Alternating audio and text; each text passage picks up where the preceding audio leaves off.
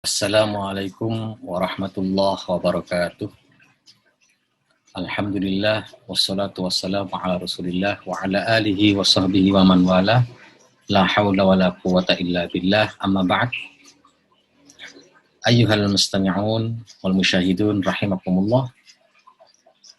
Fi hadhihi munasabah sanabahas an nash'atil ma'ajim al-arabiyyah, yakni perkembangan kamus-kamus bahasa Arab atau perkembangan leksikon Arab. Leksikon artinya kamus. Bagaimana perkembangan kamus-kamus bahasa Arab dari masa ke masa, terutama di awal-awal tumbuhnya kamus bahasa Arab. Saya akan mulai dari pembahasan tentang bahasa. Bahasa, kalau kita lihat hakikatul lughah, al-lughah hiya saut. Bahasa itu ada yang mendefinisikan adalah saut, bunyi-bunyian. Ada juga yang menyebut al-lughah hiya nizam. Bahasa itu adalah sistem. Sistem bunyi, sistem tulisan, sistem makna. Ini pengertian yang lebih baru. Tapi awal-awal banyak yang memaknai al-lughah hiya aswat. Sehingga kalau Sibawayh menerjemahkan al-kalam wal lafdul murakkabul mufidu bil waqti. Kalam, bahasa, kalimat, wal lafdul murakkabul mufidu bil waqti. Lafaz al-murakkab yang disusun yang memberikan pengertian, bisa memberikan manfaat, bisa dipahami bil waqti yang ada unsur kesengajaan. Kata kunci yang pertama di sini adalah al-kalam wal lafdu. Ma huwa al-lafd? As-sautul mustamilu ala ba'dil hurufil hijaiyah. Yakni bunyi-bunyian al-mustamilu yang terdiri dari huruf-huruf hijaiyah ketika ditulis. Jadi intinya bahasa itu saut. Oleh karenanya, dalam hubungannya dengan perkembangan kamus atau kodifikasi bahasa menjadi sebuah kamus, pengumpulan bahasa menjadi sebuah kamus, maka bahasa itu pada tahap awal dia masuk pada marhalatun nutq atau tahap diucapkan. Limada? Li'anna al-lughah saut, lughah sautiyah. Falidzalika kunna nantiqu wa natakallamu bil kalam wal kalam hiya al-lughah. Idzan al-lughah hiya as-saut. Komunikasi, ada yang kemudian memaknai al-lughah hiya ittisaliyah. Bahasa itu adalah komunikatif, alat komunikasi. Komunikasi apa yang paling cepat, yang paling murah, yang paling efektif? Komunikasi lisan tentunya. Mengapa? Karena bahasa menjadi alat berhubungan antara person yang satu dengan person yang lain. Bahkan kalau bukan manusia ya hewan dan sebagainya, mereka juga memiliki bahasa sendiri. Ada dengan bunyi, ada dengan bahasa tubuh dan sebagainya. Dalam bahasa manusia, bunyi-bunyian ini ketika seseorang mau berkomunikasi, menyapa, memanggil, menegur, sehingga al-lughah fi awwali marhalatiha hiya marhalatun nutq. Ketika seseorang berkomunikasi dengan orang lain, kemudian pada perkembangan sejarah manusia, bahasa kemudian masuk ke marhalah yang berikutnya, marhalatul at-tatwin. Yakni tahap mengkodifikasi, mengumpulkan. Atau bisa juga kita bahasakan marhalatu al-kitabah. Sehingga berubahlah istilah dari lughatun nutq ila lughatul kitabah. Dari bahasa lesan ditranskrip menjadi bahasa tulis. Ya, kita bisanya mengucapkan assalamualaikum. Ini pada awalnya ya hanya lesan. Tapi kemudian ditulis. Setelah tulisan huruf hijaiyah ditulis alif lam sin lam alif lam alif mim assalamualaikum. Dalam bahasa Latin atau bahasa Indonesia ditulis ASS dan seterusnya. Nah, ini transkrip dari bahasa bunyi, bahasa lesan diubah, atau dalam ilmu disebut ilmu nakharoh, ilmu untuk mentranskrip dari bahasa tulis, bahasa lesan ke bahasa tulis. Dalam hubungannya dengan bahasa, ketika bahasa tadi masuk ke marhalatul tadwin atau marhalatul kitabah, di sini kemudian orang merasa penting untuk mengkodifikasi, menjaga bahasa mereka dari bahasa lesan menjadi bahasa tulis. Sekaligus juga selain ada motivasi menjaga, mereka kemungkinan juga manusia-manusia yang menggunakan bahasa tersebut ingin menyebarkan bahasanya atau berkomunikasi bahasanya secara tulisan, tidak hanya dengan lesan. Ketika bahasa ditulis, tidak hanya diucapkan, yang jelas dia lebih awet, ya, dan seterusnya, lebih kuat dan bisa dipelajari oleh banyak orang. Kemudian dari marhalah tadwin inilah muncul marhalah tanzim al-ma'ajim. Ketika bahasa ditulis, dikodifikasi, dikumpulkan lalu ditulis, kemudian muncullah era yang ketiga, era tanzimul ma'ajim, era bagaimana menyusun kamus. Mengingat kita tahu adalah, kita terjemahkan dulu, kamus adalah kitabun, ya, yadummu akbaru adadin minal mufradat, sebuah buku yang menghimpun sebagian besar dari kosakata. Nah, ini fungsi kamus, bahwa kamus ini adalah menghimpun bahasa. Bahasa apa? Bahasa tulis. Bahasa tulis yang dari mana? Yang diproduksi dari bahasa anutak. Mengapa bahasa anutak atau bahasa lesan? Karena hakikatul lughah aswat. Ya, as-saut alatun ittisaliyah. Dan pada dasarnya nanti semua menjadi nizam, al-lughah nizamiyah. Ya, begitu juga kamus.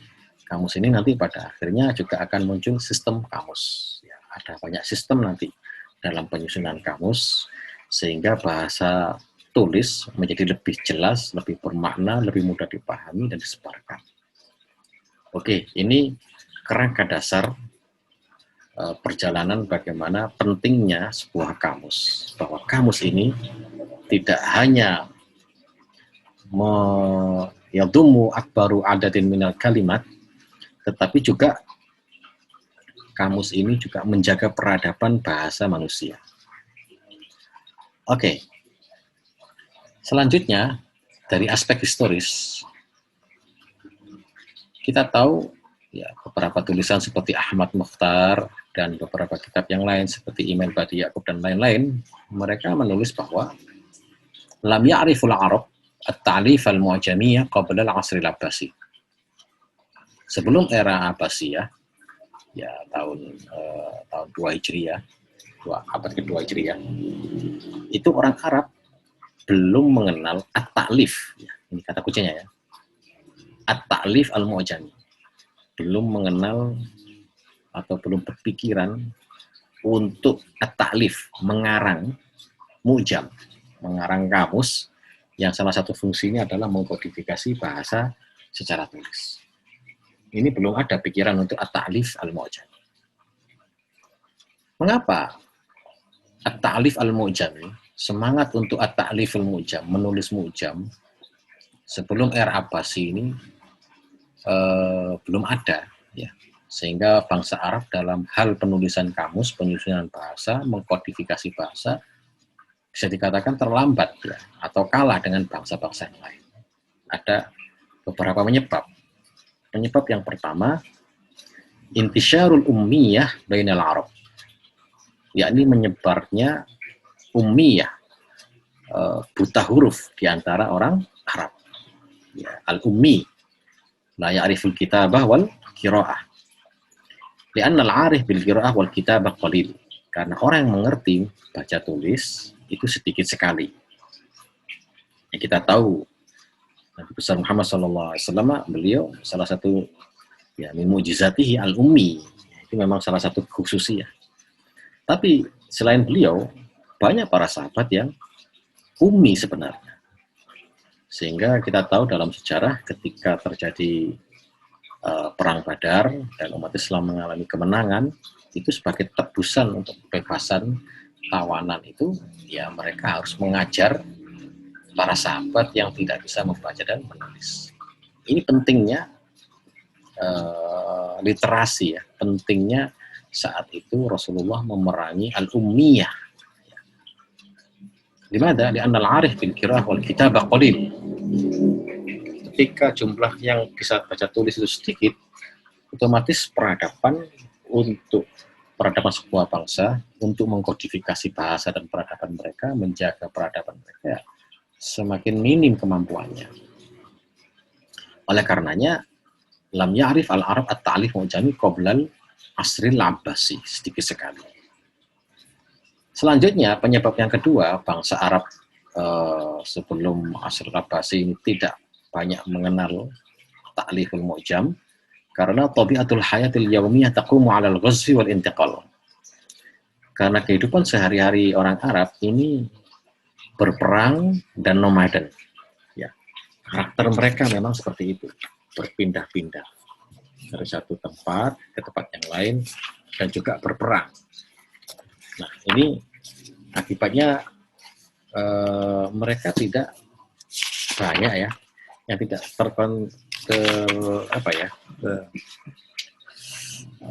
termotivasi atau punya konsentrasi yang lebih untuk ta'lif al-mu'jam.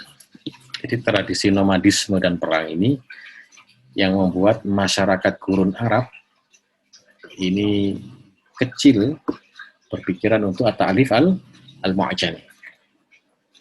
Mereka hidupannya selalu migrasi, ya. Baik ke migrasi ke sabit subur di utara, ya, maupun sabit subur atau tanah pertanian di gurun sebelah selatan. Ya, oke. Mengapa mereka nomaden? Ada banyak kemungkinan kalau kita baca buku-buku. Ada kemungkinan pertama bencana alam sehingga mereka berpindah-pindah. Kemungkinan kedua juga karena perselisihan ideologis dan rezim penguasa sehingga mereka menjadi nomaden. Ya, kemungkinan ketiga, kehidupan di gurun mungkin lebih baik daripada kehidupan di daerah subur. Ya. Karena mereka menganggap kehidupan di gurun pada saat itu penuh dengan kebebasan dan kesederhanaan. Berbeda di daerah-daerah subur yang menetap, ya mereka menganggap itu menjadi kehidupan yang stagnan. Sehingga berpindah-pindah itu bagian dari kemajuan peradaban di era pada saat itu. Oke, yang ketiga, yang membuat orang Arab tidak mengenal ta'lif al-mu'jami adalah lisanul muhadasah wal khitabah wa syair.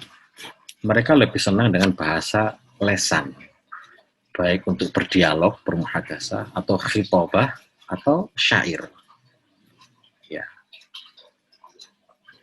Nah, ini ada yang berpendapat bahwa mengapa mereka lebih senang bahasa lesan dari bahasa tulis? Ya, karena secara geografis wilayah gurun yang sepi, kemudian keadaan migrasi yang menciptakan tradisi-tradisi baru yang kesepian itu di era membuat mereka memiliki tradisi untuk banyak berbicara.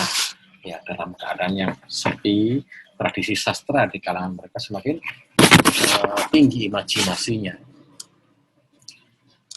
Itu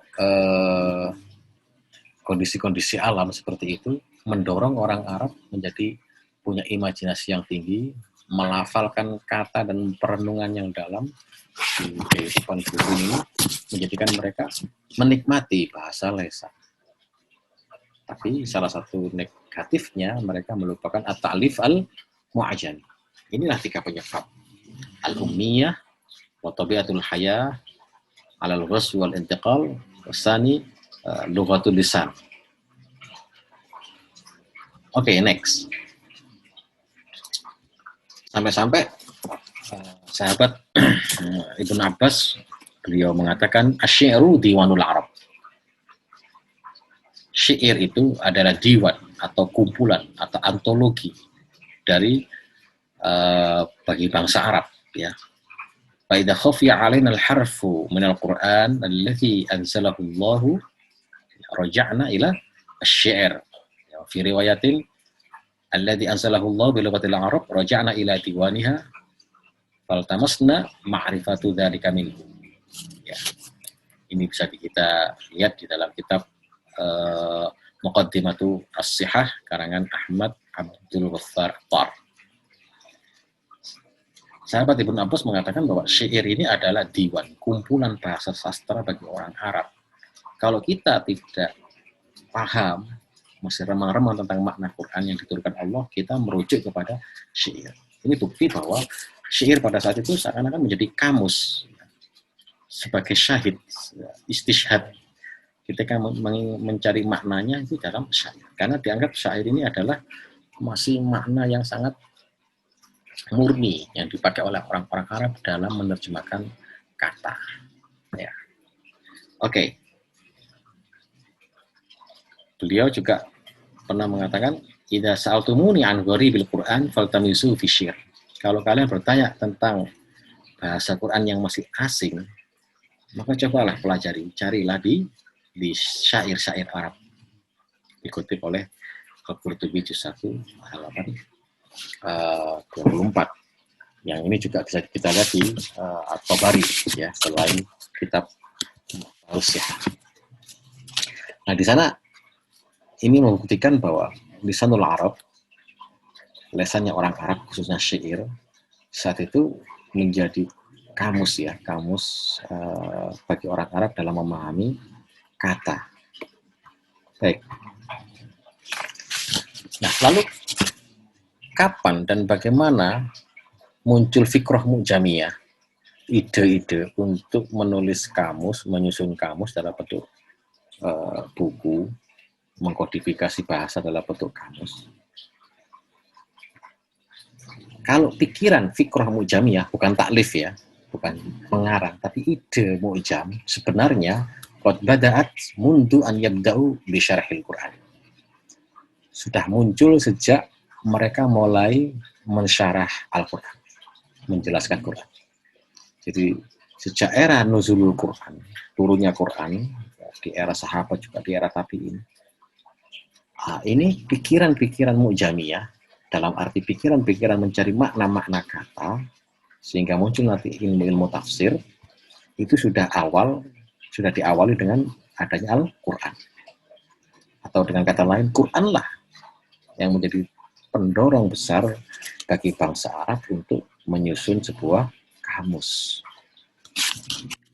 Salah satu contoh bukti bahwa Quran ini menjadi pendorong bagi munculnya fikrah mu'jamiyah, ide-ide untuk membukukan kata, memaknai kata sampai menjadi sebuah kamus adalah ketika Sayyidina Umar bin Khattab yakhtubu marratan, berkhutbah satu kali, fa khafiya alaihi ma'nal ab. Kemudian beliau merasa samar, ya, merasa tidak jelas tentang makna al-ab fi qaulihi ta'ala wa fakihatau wa abba. Surat Abbasah 31. Apa yang dimaksud wa fakihatau wa abba? Buah dan abba. Abba ini apa?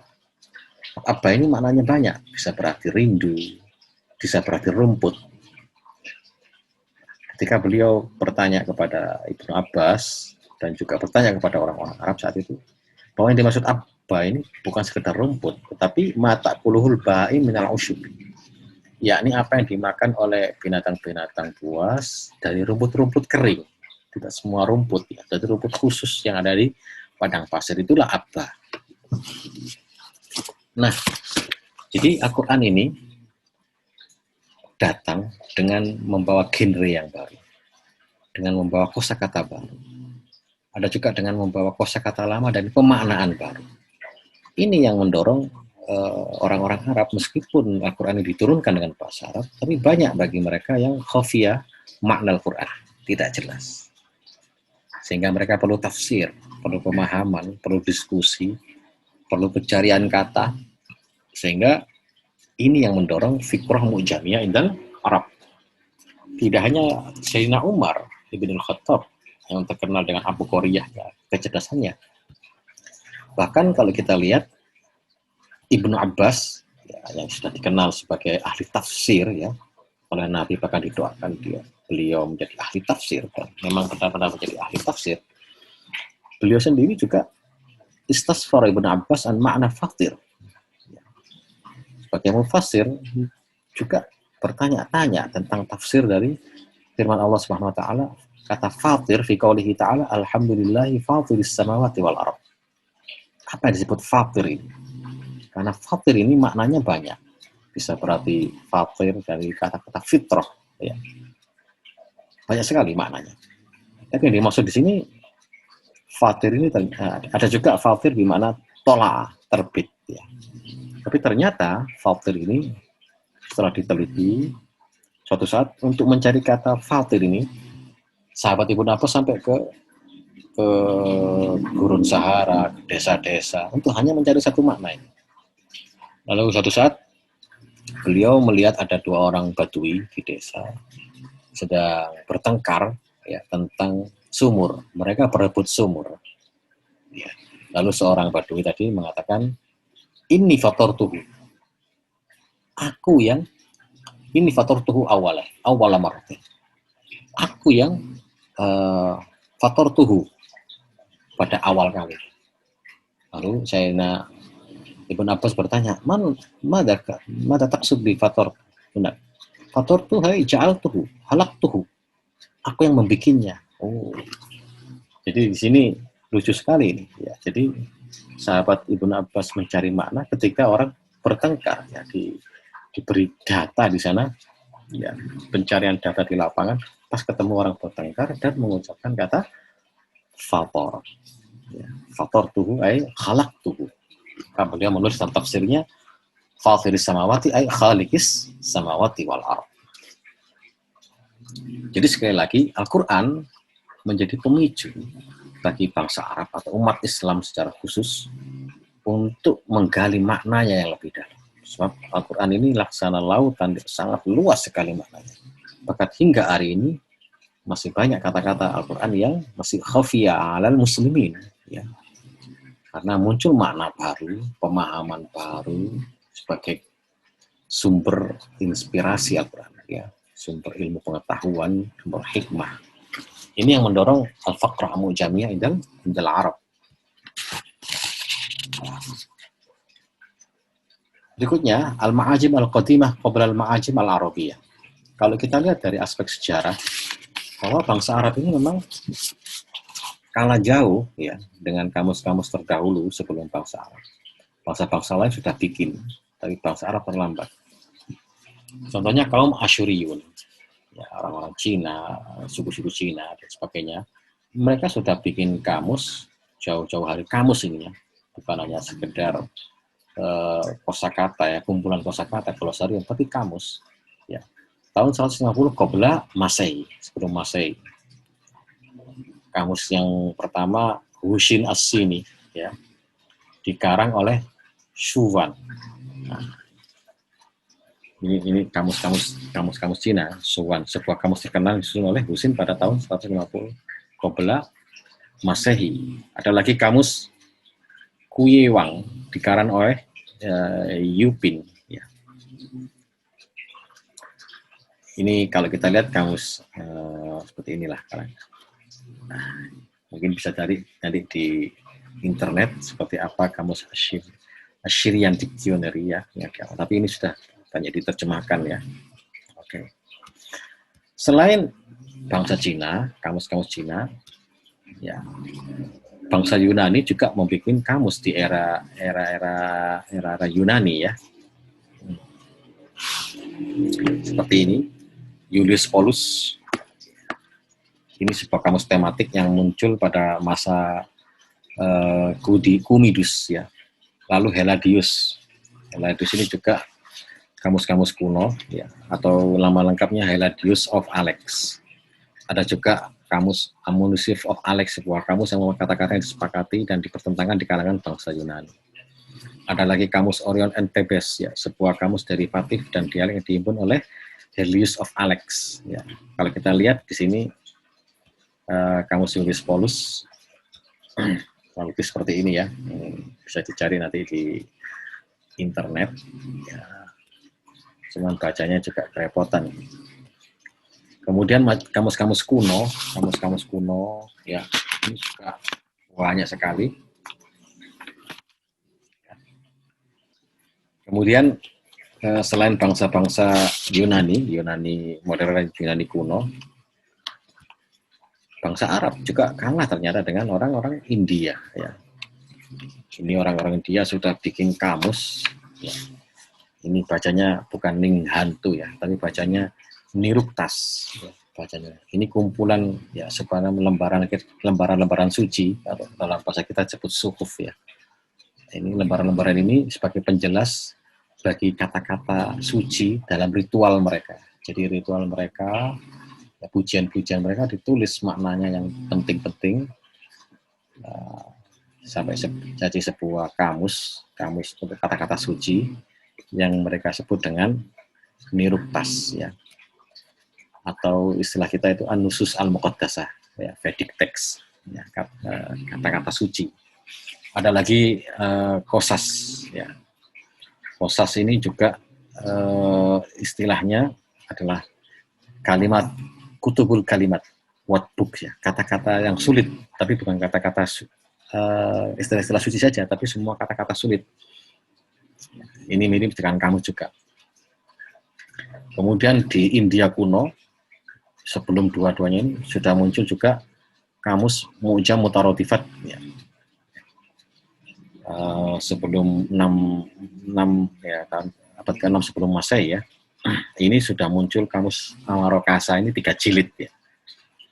India kuno, sebuah kamus yang menghimpun kata-kata murodif ya, kata-kata sinonim, Bairu, Mutasorif, Mudakar, Mu'anas ini sudah ada di India.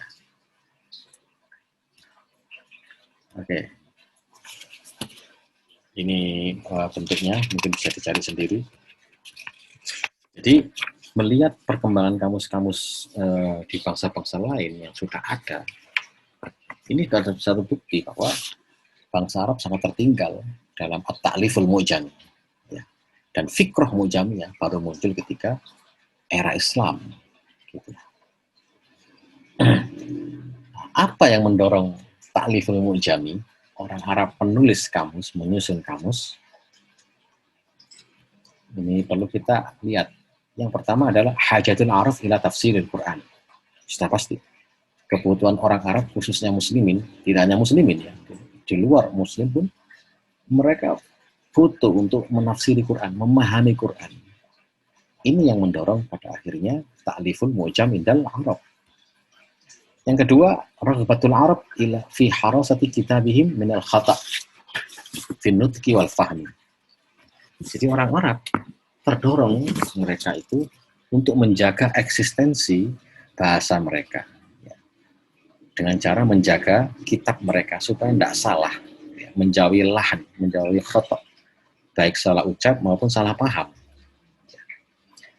Jadi terutama di era Islam ya, ketika penyebaran agama Islam ada di berbagai wilayah dan asimilasi antara orang Arab dan non-Arab, itu kemudian mempengaruhi tersebarnya lahan atau dialek-dialek yang menyimpang. Sehingga kita tahu dalam membaca Quran ada banyak qiraat ya, ada qiraat sabah, ada qiraat asyra, ada yang syad, ada yang mutawatir, akhirnya dibawa semua. Dalam penulisan pun juga ilmu rosem kita tahu ada banyak model-model tulisan sampai menjadi tulisan standar di era Utsman. Ini upaya-upaya orang Arab menjaga bahasa mereka yang pada akhirnya mereka aktualisasikan dengan menulis kamus. Selain mengarang kitab-kitab yang lain, lalu muncullah ilmu qiraat, ilmu tajwid, ilmu nahwi, termasuk gagasan untuk menyusun kamus ya, ilmu mufradat dan maknanya. Oke. Hal dalilnya atau indikasi bahwa orang Arab ini hajah ila tafsirul Quran dan semangat mereka supaya menjaga bahasa dari kesalahan adalah yang tadi yang sudah kita pelajari, marwiya an istisfaril Arab an ma'ani al-fadil Quran. Bagaimana orang-orang Arab mencari tafsir-tafsir dari makna Al-Quran. Ini bukti salah satunya tadi ya Sayyidina Umar, Sayyidina Ibnu Abbas, dan para mufassir lain ya, baik dari kalangan sahabat maupun tabi'in. Kemudian yang kedua, yang menjadi bukti bahwa orang Arab ini membutuhkan tafsir Al-Quran dan menjaga bahasa mereka adalah kasratul kutub allati ulifat fi awaili marhalatit tadwin fi mawdu'i gharibil Quran. Yakni banyaknya kitab-kitab yang dikarang pada era-era kodifikasi, ya, terutama era kodifikasi setelah Al-Quran. Ini kan ada kodifikasi ilmu hadis, kodifikasi ilmu tafsir, kodifikasi fikih dan lain-lainnya. Itu banyak juga kitab yang dikarang fi marhalat tadwin fi mawdu'i gharibil Quran. Tema-tema tentang gharibil Quran. Ini kata-kata asing dalam Al-Quran. Kita tahu misalkan kitab Gharibul Hadis karya Abu Muhammad Abdullah bin Muslim Al-Qutaibah atau Ibnu Qutaibah. Ya. Ada Gharibul Hadis karena Abu Ubaidah Al-Qasim bin Salam Al-Harawi. Ada Ma'anil Quran karya Abu Ja'far An-Nuhas dan lain-lain. Jadi banyak sekali kitab Gharibul Quran kalau kita tahu. Untuk apa kitab-kitab itu?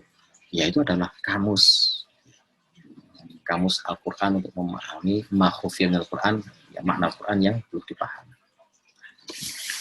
Lalu yang ketiga yang menunjukkan bahwa orang Arab ini kemudian terdorong untuk ta'liful mu'jam adalah pada saat itu juga al-ulumul arabiyyatil ula, muncullah ilmu-ilmu bahasa Arab di era pertama seperti min tafsir, seperti tafsir, balaghah, fikih, nahwu dan lain-lain. Wa innama nasya'at li awwali marrah li hifdzil Quran. Semua ilmu ini baik tafsir, balaghah, fikih, nahwu dan sebagainya ini pada awalnya itu semua dikarang oleh para ulama terdahulu li hifdzil Quran, untuk menjaga Al-Quran.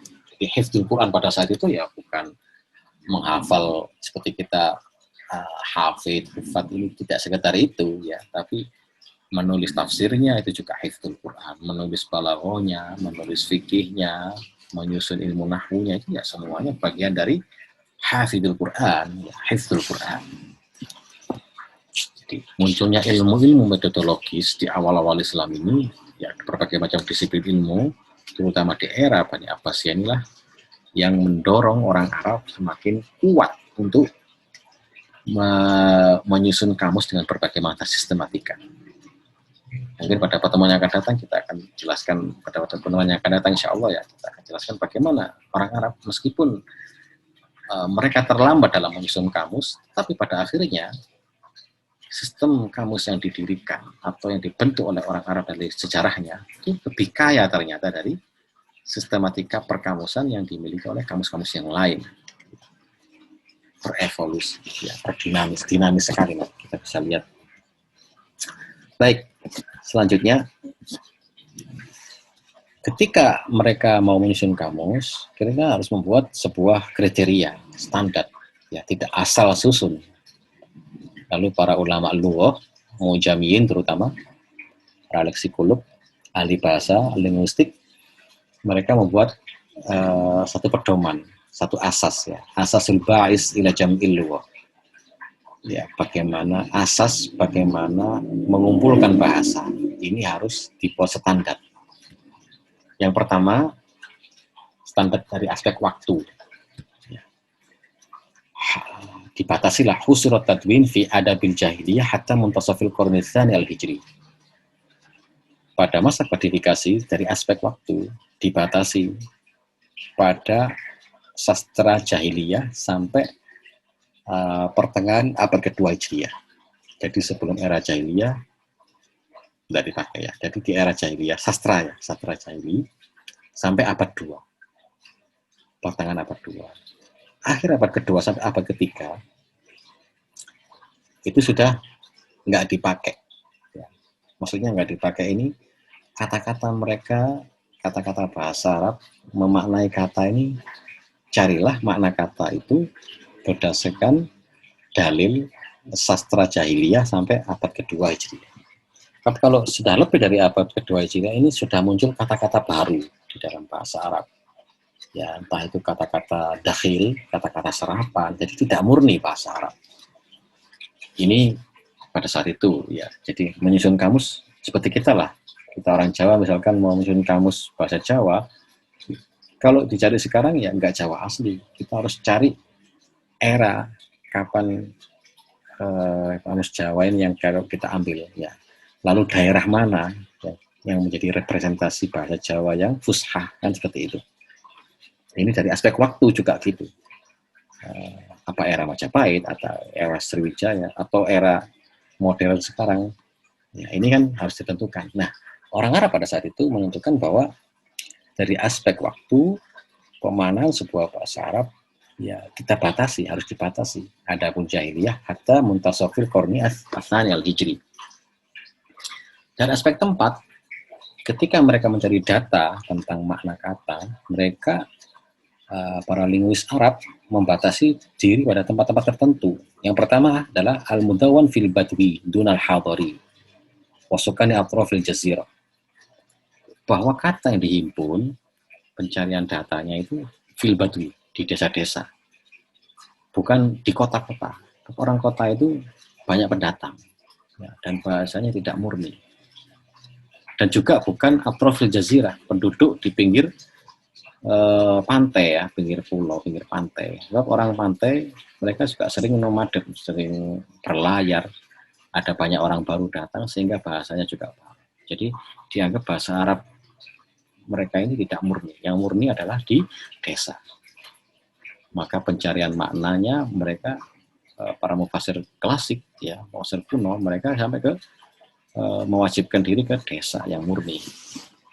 Seperti kita mungkin zaman sekarang ketika mencari makna bahasa Jawa yang murni, kalau di kota ya nggak mungkin ya, di desa Jawa yang orangnya orang kuno, nah ini bahasa Jawanya masih bagus ya. Kalau kita di perkotaan sudah beda bahasanya. Kemudian yang kedua dari aspek tempat juga wakhusat tadwin, ketika dikumpulkan era kodifikasi bahasa ini dikhususkan pada kabilah tertentu, fi qabail Qais, kabilah Qais, Ailan, Tamim, Asad, Hudel, Quraisy, wa ba'du Kinana, wa ba'du Ta'iyin. Ya. Ini yang diukur bahwa kabilah-kabilah ini bahasanya fusah, bahasanya bagus, maknanya masih bagus ya. Menjadi standar dalam ilmu tafsir klasik ya. Wa mana'ul akhad an laham wajudam wajiron ahli Syam. Mereka melarang mengambil data ya dari suku Laham, suku Judam dan Jiroti Syam, karena ini suku-suku yang dekat dengan Syam, yang mana di situ sudah banyak pendatang. Bahasanya juga sudah terkontaminasi dari bahasa Syam, bahasa Persia dan lain-lain. Jadi tidak murni bahasa Arab. Oke. Next, selanjutnya kita akan melihat bagaimana tahapan menyusun kamus, menyusun bahasa ya dalam kamus. Yang pertama, tadwinul kalimah min ghairi tartib ila tartibul istima'. Ya. Tahap yang pertama adalah jam'ul lughah haitsu mattafaq. Pokoknya bahasa dikumpulkan ya, haitsu mattafaq ya, sesuai dengan kesepakatan ya. Jadi misalkan ada satu kata kitab, ini artinya buku, ini disepakati buku, ya juga dikumpulkan. Pokoknya ada kata bahasa Arab dikumpulkan. Baik isim atau fi'il atau huruf ya, pokoknya dikumpulkan. Ya. Ditulis saja. Min ghairi tartib, gak urut. Ya. Alif dulu, apa ba dulu, apa tak dulu. Kalau kamu kan sekarang urut ya. Dari alif sampai ya. Dulu pokoknya dikumpulkan ya, berdasarkan istima. Ya. Dengarnya apa.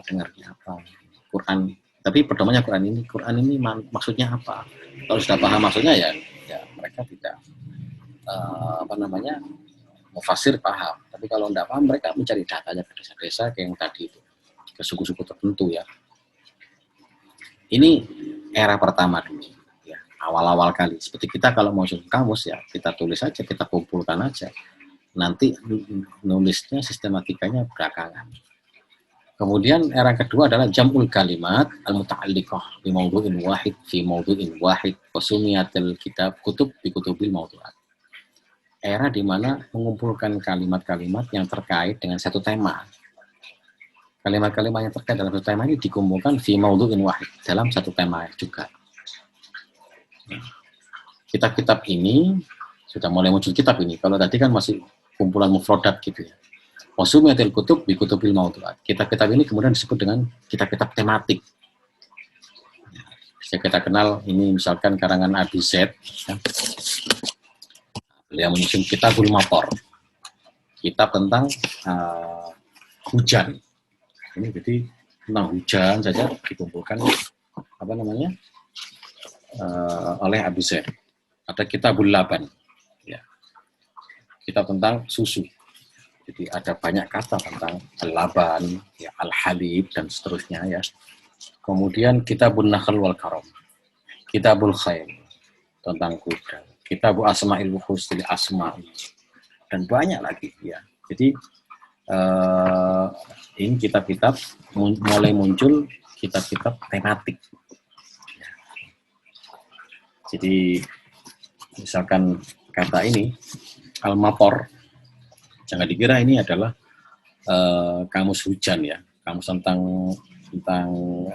ilmu alam, tapi dia adalah tentang istilah-istilah yang menyebut hujan. Jadi ada hujan seperti kita lah, ada hujan, ada gerimis, ada geluduk, dan lain, pokoknya tentang hujan, ya. Ada banyak itu, hujan rintik-rintik, hujan deras. Ada lagi Kitabul Ibil, ya, juga karangan Abu Zaid. Tidak saya tulis, ya, bahwa unta ini macam-macam, ya. Ada unta, ada ibil, ada an-naqah, ada nauk, dan lain-lain, ya. Ada unta yang berumur 1 tahun, namanya apa, 2 tahun, 3 tahun, dan seterusnya. Ini dikumpulkan dalam satu bab. Ini berarti lebih tematik, beda dengan yang pertama. Yang berikutnya, era di mana watul ma'ajim ala namtin khasin fit tartibi liyurja'a ilaiha. Mulailah menyusun kamus dengan model tertentu, sistem tertentu yang urutannya sudah jelas supaya bisa dirujuk, dibaca oleh orang lain. Lalu muncullah yang betul-betul jadi kitab dalam arti buku, kamus. Dan orang yang pertama kali menulis kamus dalam bahasa Arab, wa awwalu man allafa mu'jaman Arabiyyan, ini harus dihafal, ya, huwal Khalil bin Ahmad al-Farahidi, dalam karyanya Wadi'u Kitab Al-Ain. Marahilu Jam'il Lugha ini menurut Ahmad Amin dalam kitabnya Tuhal Islam.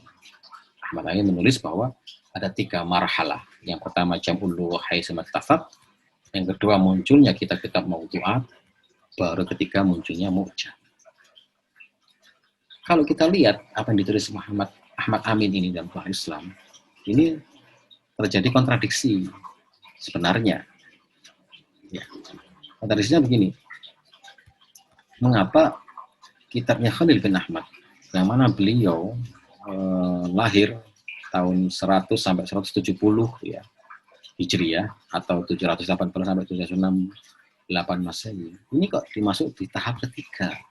Padahal dari segi usia, dari segi masa, beliau adalah lahir di abad 100 Hijriah, ya, abad pertama, memasuki abad kedua Hijriah. Mestinya ini di tahap yang kedua. Kitabul Mawdu'at ini baru tahap ketiga. Ini kelemahan dari kritik terhadap Ahmad Amin dalam kitabnya Tuhan Islam. Tapi Ahmad Amin juga tidak salah. Beliau ingin menyebut bahwa ada benarnya juga, karena beliau ingin menyebut bahwa sebelum sebuah kamus ini di buku, ada tahapan. Pertama menulis glosarium, kemudian menjadi buku-buku tematik kecil-kecil, kemudian menjadi buku besar. Ya ini benar, tapi bukan dalam aspek sejarah. Ya, kalau dalam aspek sejarah, justru ini lahir setelah Khalil bin Ahmad, jauh setelah Khalil bin Ahmad. Oleh karenanya, beda dengan menurut Abdul Hamid Al-Syatawi. Beliau hanya membagi marahil jam'ul lugha itu 2 saja. Jam'ul lugha haitsu mattafaq biduni tartib. Yang kedua bit tartib. Baik tartibnya itu mawdu'at atau al-mu'jam asy-syamil, kamus yang lengkap dan besar. Nah, ini saya kira ini pilihan yang lebih bijak, ya. Bahwa jam'ul lugha ini adalah yang pertama biduni tartib, yang kedua bit tartib. Kalau yang biduni tartib menjadi semacam daftar kosakata, suhuf-suhuf, glosarium, indeks kata. Yang kedua bit tartib.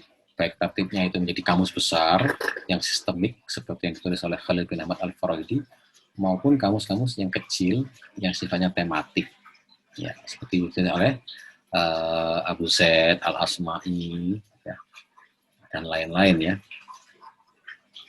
Nah, ini menurut Asy-Syauqani. Baik, demikian secara singkat ya tentang kodifikasi kamus, kodifikasi bahasa dalam bentuk kamus. Kesimpulannya bahwa bahasa menjadi sebuah kamus atau kamus yang menjadi bagian dari produk tertinggi dari kodifikasi bahasa itu menjadi sebuah keniscayaan. Mengingat bahwa bahasa ini pada awalnya bahasa Saud menjadi bahasa kitabah, maka diperlukan sebuah kamus untuk menjaga bahasa tersebut supaya bahasa tersebut bisa menjadi awet, bisa dipelajari dan diwariskan ke generasi-generasi yang akan datang. Namun masalahnya dalam perkembangan bahasa Arab, orang Arab tertinggal dari bangsa-bangsa yang lain seperti Yunani, Cina, India karena beberapa sebab, ya, perang, kemudian mereka diprioritaskan bahasa lesan, dan yang paling banyak adalah juga karena mereka buta huruf. Namun berkahnya Al-Quran dan munculnya era Islam yang mana Quran ini seakan seperti lautan yang luas yang mendorong orang Arab sendiri tertarik untuk mempelajari agamanya, bahkan yang non-muslim tertarik mempelajari bahasanya. Ini mendorong orang-orang Arab pun kemudian ingin mencari makna di balik genre Al-Quran, istilah-istilah Al-Quran, sehingga pada tahap selanjutnya mereka menyusun makna-makna tersebut dalam sebuah lembaran atau sebuah buku atau menjadi sebuah kamus, ya. Baik lembaran tadi itu tertib atau bighairi tertib. Saya kira itu kesimpulan kita pada kuliah pada pertemuan kali ini, dan ingin saya tutup dalam sebuah kata-kata: kamus merupakan mahakarya dari proses kodifikasi bahasa, dan bahkan kamus merupakan catatan sejarah dari peradaban manusia. Demikian, semoga bermanfaat. Wassalamualaikum warahmatullahi wabarakatuh.